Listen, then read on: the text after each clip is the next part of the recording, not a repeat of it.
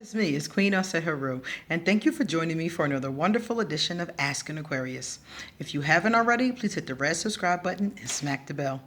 Likewise, if you like this video, please give it a thumbs up and pass it on to someone who might like it too. All right, guys, I'm going to tell you something, right? And this is going to be straight from, right from my job, from my work, from what I do. A friend of mine called me the other day and she told me she was at the beach and she wanted a tarot reading. So usually I do her readings, but she was there. So the woman offered her a deal. I think it was like $10 or something. So she went ahead and took the free reading. I mean, the discounted reading. So she said to me, the woman told her that she was hexed, that a witch had put a hex on her and that it was going to destroy her life and shrink up her ovaries and all this other stuff. And she had to pay her, I don't know how much it was some ridiculous amount of money, to take the hex off of her. So she blew it off because she's heard me talk about this before. So she blew it off. But then when she got home, she said she started getting scared because she was like, well, wait a minute. What if I do have a hex on me, And people that do stuff like that really do bank on you getting scared. That's a large part of it. So she called me and she was like, I was, at the beach. This woman offered me a reading for a couple of dollars. I took it and she said that I'm hexed and somebody put a curse on me. It's going to dry up my womb and my money and this and that. And she was like, she wanted me to pay her whatever. It was a couple $100. I think it was like $750 or something like that to take this hex off of her. So she said to me, did I think she was hexed? And I was like, no. No. And she was like, well, does that happen? And I'm like, yeah, it does happen.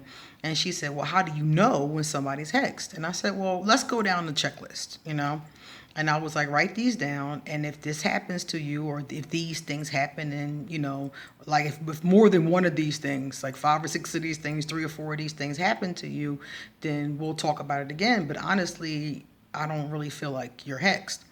So she wanted me to do a reading. So I did a reading and I didn't see anything. So we talked about it again. So I gave her this list. And I told her, if a witch has hexed you, these are 7 of the things. What is it? Is it 7 or is it 8? These are 8 of the things you would notice immediately because they would be unusual. Okay, so I figured I would give them to you guys in case you run across the same scenario. If somebody tells you that you're hexed and you are wondering, like, are they crazy or am I really hexed? Look at this list and see, do you have any of these things going on? Now, usually just one of these things wouldn't be enough. Generally, we would be looking for like 3 or more. Number 1. Finding strange things around your home. If you find, and I'm going to tell you a case that I actually dealt with this with. There was a gentleman that I knew. He lives in the South somewhere. And he came to his girlfriend's house. And he found a doll that had his hair, his actual hair, glued to the top of the doll. He found this doll, was hidden somewhere. And he called me and was like, yo, what the hell is this? And I was like, well, that sounds like a poppet. And yeah, that is used to do different kinds of magic, positive and negative. So it just depends on who the person is. A person can make a poppet of you and do healing magic on it. Herbs, oils, prayers, that kind of thing, and put it on their altar. And if you're sick, they can use that to heal you if they're in a long distance from you. Because normally if you're with the person, you would just do things to the person. Give them herbs, give them oils, rub them down, say prayers on them, stuff like that. So if the person is far away, that's when you use a poppet. Or if you don't want the person to know you're working on them, you use a poppet. So come to find out, his girlfriend was trying to do basically a binding spell. This is a spell that would bind him to her forever. So he found this doll. He asked me about it. He wanted me to, destroy it, take this shit off of him. He sent it to me. I handled it, and everything was fine. So then, after it was all over, him and her broke up. A couple months later, he calls me and says, maybe I should have left that magic on. And I was like, why? And he said, because I miss her. I want her back. So he ends up getting back with her anyway. So whatever. That was his decision. So if you find some weird shit, some scary shit, something with your hair or something with your picture or something with your clothing, something like that, then you may have been a victim of some type of hex. If you have, another guy told me that he had a pair of jeans and they were new jeans, and he noticed that on the back of them near the cuff, there was a little piece of fabric taken out about that big. And I was like, And come to find out, his roommate had put a hex on him, a curse on him. So if you notice something scary or weird like that, that's one possible sign. Finding a doll, a handmade doll that looks like you is is pretty like, yeah, definitely. Number 2, missing underwear or other personal items. If a person's going to do a hex from you, they might steal something of yours that's personal. Something usually like that piece of material from the back of his pants. It's usually something that has your essence on it. So it could be underwear, it could be your bra, it could be an item that you wear all the time, such as a ring. It could be some of your hair. That's why when I cut my hair, if I shave, I make sure the hair is disposed of. I never leave my hair, laying around. And that's why. So very personal items are missing, then that's another sign that somebody has done something to you. 3, protective amulets break or disappear. If you have a protective amulet, like I wear, this one is sodalite, but the black one is for protection. If I was wearing my amulets and they broke for no reason or they disappeared for no reason, that's a good sign that somebody either took them to keep you from the protective energy, or that your energy has taken on something bad that's repelling this. So the very thing that is, given to you to ward off evil, if something has happened to you, like when you didn't have it on, it may not be comfortable to wear it. It may burn. Some people tell me it itches right there. Different things like that have happened. 4, bad nightmares.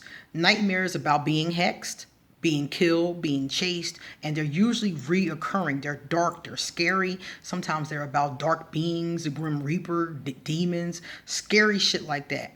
And if you having bad nightmares, especially if you never had nightmares, and then all of a sudden these things start happening to you, that is often a sign.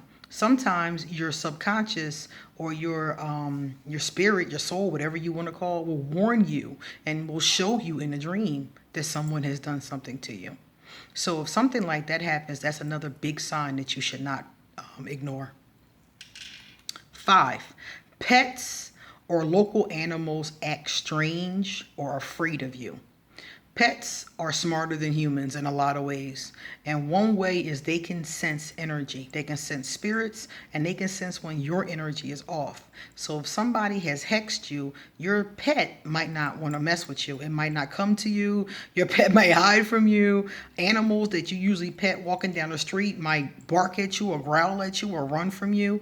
Animals will act differently towards you, especially animals that you're used to interacting with. They can tell something about you is not right. 6, healthy house plants get sick or die. If you have house plants around and all of a sudden out of nowhere they start getting sick and dying for no reason, and you're like, what the heck is going on here? That could be another possible sign. The bad energy is killing the plant. 7, reoccurring infestations that won't go away.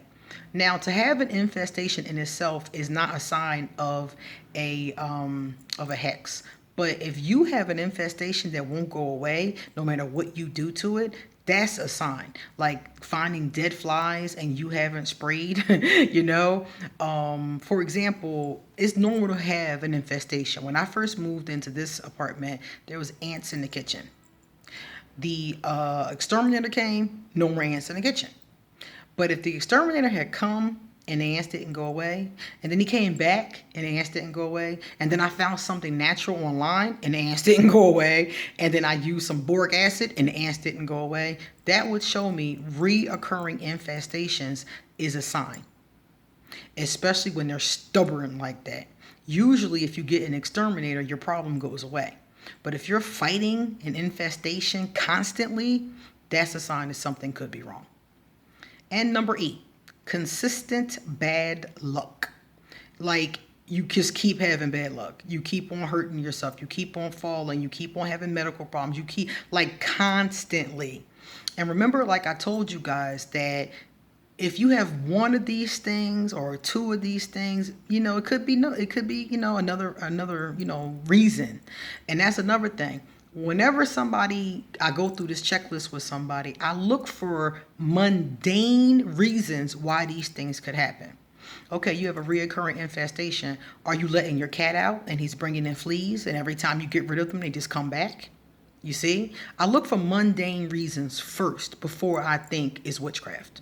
Because a lot of mundane things can happen that may be mistaken for witchcraft.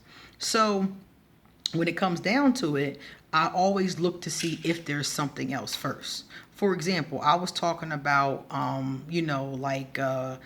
animals acting strange, having bad nightmares, things like that. I would try to see if there were other reasons. Is the cat sick? Is the dog, getting old? Maybe I need to take the dog to a vet. Maybe the dog isn't acting strange because I'm cursed. Maybe it's the fact that the dog is sick. You see? So if I have any of these, and this is for you, if you have any of these 8, first look to see if there's a mundane reason attached. If there is no mundane reason attached, then you have debunked it and it is supernatural. So now you need to talk to somebody. You need a professional. Only a professional can remove a hex or a curse. Or if you have your own natural abilities, some of the times a person has been able to do it themselves, but it's very rare. I would at least talk to a professional. I would talk to a priest with a good heart, not just any priest. A priest or a priestess, or a magic worker or a witch or a shaman or a medicine woman. Somebody with a good heart, though. If you go to a dark person, they might overcharge you. They might lie to you. They might tell you have more of a problem than you do. They might do the work and charge you up. So go to a person with a good heart always for this kind of stuff, okay? That's really important. Likewise, it should not cost. All of us charge differently.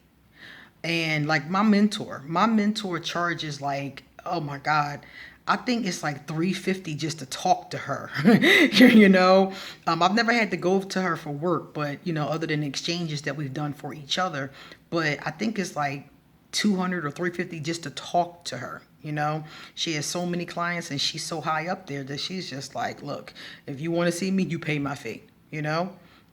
So some people do start at a more steep place.